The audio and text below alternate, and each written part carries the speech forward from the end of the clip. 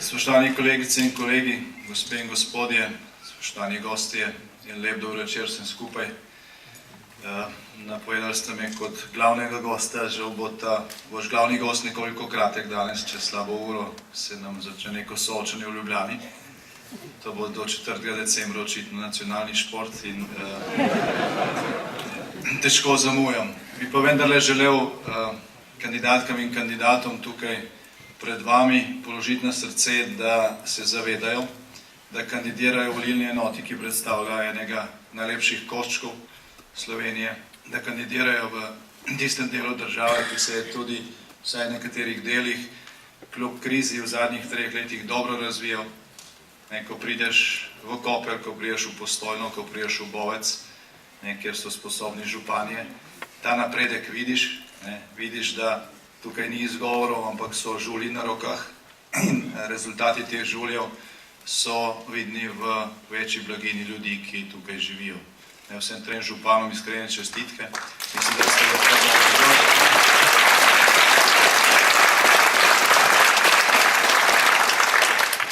Mislim, da ste lahko dober vzor vsem tistim, ki stalno pogledujejo samo proti državnemu proračunu, ki je vse manjši, in dolgovom, ki so vse večji, ampak se znajdete sami in mislim, da bi bilo to vredno posnemanje po celi državi. Vsekakor pa bo to nuja, če bomo želeli počasi ta naš slovenski konvoj obrniti v pravo smer in zagotoviti varno, pa tudi uspešno plovbo proti razvoju, zdaj pa gremo v neko drugo smer.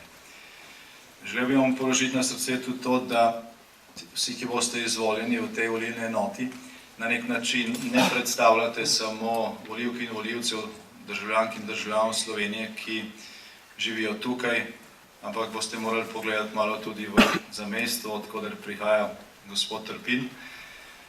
Tudi tam so naši rojaki, tudi tam je del Slovenije, tudi tam je del slovenskega kulturnega in nacionalnega prostora. In Slovenci smo šibkejši od potencialov, ki jih imamo, če tega ne vemo, če se tega ne zavedamo, če ne sodelujemo z rojaki, če jim ne pomagamo in če skupaj ne predstavljamo neke enotne matice. Ste pa tukaj tudi na nekem stičišču z našim največjim sosednjim narodom. To potem, ko so padle šengenske meje, potem, ko je Slovenija vstopila praktično vse ključne asociacije Evropske unije in Evrope, predstavlja veliko priložnost. Zgodovinsko priložnost, ki lahko izkoristimo samo, če se zavedamo te bližine, če se zavedamo možnosti tega sodelovanja in če se seveda zavedamo tudi prednosti, ki jih pri tem sodelovanju predstavlja slovensko zamestvo. Mislim, da ste vsaj tisti, ki ste že doslej bili v državnem zboru, da ste se tega zavedali in da, kot je bilo tudi že prej pohvalno rečeno, veliko naredili za to, da je bila Slovenija večja v svojih rezultatih tudi zaradi tega zavedanja. Rad bi ob koncu tega kratkega nagovora predstavil samo 3 razloge, zakaj v Slovenski demokratski stranki mislimo, da kljub temu, da nas čakajo verjetno najhujše preizkušnje po osamosvojitvi, v naslednjem letu Slovenija lahko uspe. Slovenija lahko uspe iz 3 razlogov in vsi 3 razlogi so močno povezani s tem, kar danes predstavljamo. Prvič zaradi tega, ker imamo za naslednja 4 leta program, ki je realen. Mi ne sadimo rožic, ne želimo dobiti volilne podpore na podlagi nekih obljub, ki so nerealne. Želimo ljudem prikazati dejansko stanje takšno, kakršno je, pošteno in seveda dobiti tudi podporo za ukrepe, za katere mislimo, da iz tega stanja vodijo naprej. Mi smo delali 3 leta, mi smo v tem času pripravili bistveno več protikriznih ukrepov, kot jih je predložila vlada. Vlagali smo jih v državni zbor, bili so večinoma zavrnjeni, za nekatere je prepozno, mnoge pa bo potrebno sprejeti. Vsi ti ukrepi so v tem našem programu 10+100, 10 ključnih ukrepov za prvih 100 dni vlade, za tisti čas, ko bo treba ta konvoj obrniti v pravo smer in potem naložiti na kotle, da bomo šli hitreje proti razvojnim ciljem. In imamo razdelanih 100 ukrepov za cel mandat, preko katerega mislim, da lahko Slovenija, oziroma preko katerega sem prepričan, da bo Slovenija ponovno ujela razvojni tempo in postala iz nekoga, ki je zdaj v neki čakalnici Evropske bolnišnice za bolnike Evropskega juga, ponovno zgodbo o uspehu, kar je bilo vse do leta 2008 od svojega rojstva naprej. Se pravi, prvi razlog za to, da bo Slovenija zmogla ta preobrat, je v programu, ki je realen. Je v programu, ki ni samo plod našega dela in znanja, je tudi plod naše sposobnosti sodelovanja znotraj Slovenije z številnimi strokovnjaki, pa tudi širše v Evropi. Zdaj, drugi razlog za ta preboj, za to, da vanj verjamemo, je v dejstvu, da mi ne govorimo na pamet. Slovenska demokratska stranka je bila zraven, ko je ta država nastajala. Slovenska demokratska stranka je bila zraven, ko je bilo res hudo.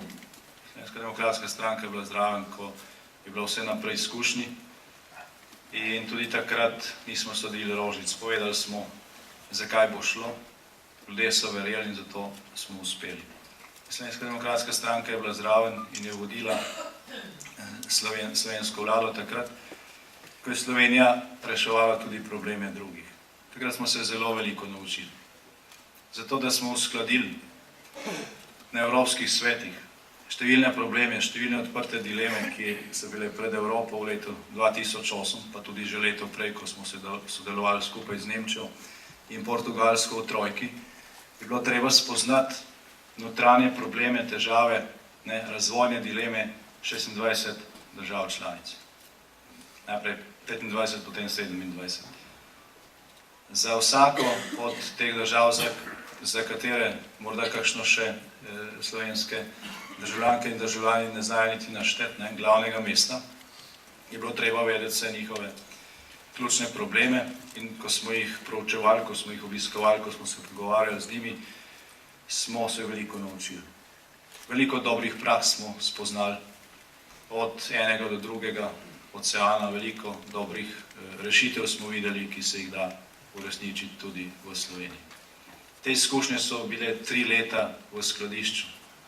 Mi smo v teh zadnjih 3 letih lahko svetovali poljski vladi pri pripravi njihovega sodelovanja, svetovali smo številnim sosednjim državam v regiji, skušali smo pomagati seveda tudi slovenski vladi pri tem, da bi se bolj uspešno spopadla s to krizo, ampak kot ste videli, naše ponujene roke so bile zavrnjene.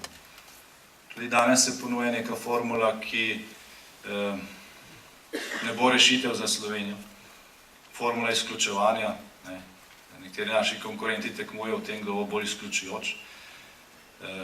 Res žalostno, da tudi po 3 letih takšne politike, ki nas je pripeljala v stanje, ko je pa cena za slovenske 10-letne obveznice padla na italijansko raven, da tudi po tem šoku nekateri še vedno mislijo, da se da z nekimi ideološkimi prepiri, pa s kulturnim bojem, pa z izključevanjem političnih tekmecev državo nekam pripeljati.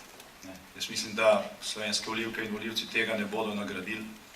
Mi zagovarjamo drugačno politiko, jo tudi manifestiramo, skušamo tudi za ta naš dober program postaviti najmočnejše posadke, kar jih lahko zberemo. Tudi zaradi tega smo šli v sodelovanje z gospodom Popovičem in z njegovo stranko, ker mislimo, da smo tako lahko močnejši v tej volilni enoti nasploh v državi in ker mislimo, da lahko nekatere izkušnje pri učinkovitem vodenju združimo in jih prenesemo tudi na nacionalno raven. Pravi, to je drugi razlog, zaradi katerega mislimo, da bo Sloveniji v naslednjih 4 letih uspelo.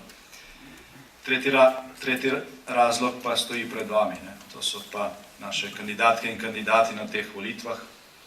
Mi nismo imeli težav s tem, da bi zadnji dan še koga prepričali, da gre na našo listo. Mi smo imeli veliki izbor dobrih kandidatk in kandidatov, tisti, ki kandidirajo, so dejansko najboljši. Ne ponujemo mačka v žaklju, niti nismo maček žaklju. Kot kdo drug, ponujemo izkušnje, ponujemo znanje, ponujemo ljudi, ki vedo, kaj mislijo v njihovih volilnih okrajih, ponujemo izkušnje, ponujemo tudi kredibilnost v tem smislu, da se je vsak, ki kandidira pri nas, nekje moral dokazati in s tem tudi pred volivce postaviti tiste izkušnje, ki Slovenija v prihodnosti potrebuje. Torej, to so ti trije ključni razlogi, zaradi katerih bo Sloveniji uspelo. To so ti trije ključni razlogi, zaradi katerih verjamemo, da bo Slovenija po koncu naslednjega mandata ponovno zajela tisti razvojni korak, kot ga je imela leta 2008. In seveda to so tudi tisti trije ključni razlogi, s katerimi gremo pred slovenske volivke in volivce. Pred nami je zdaj nekaj dni volilne kampanje, ki so še posebej specifični. Jaz vam želim ta vikend veselo martinovanje, 4. decembra pa na zmago.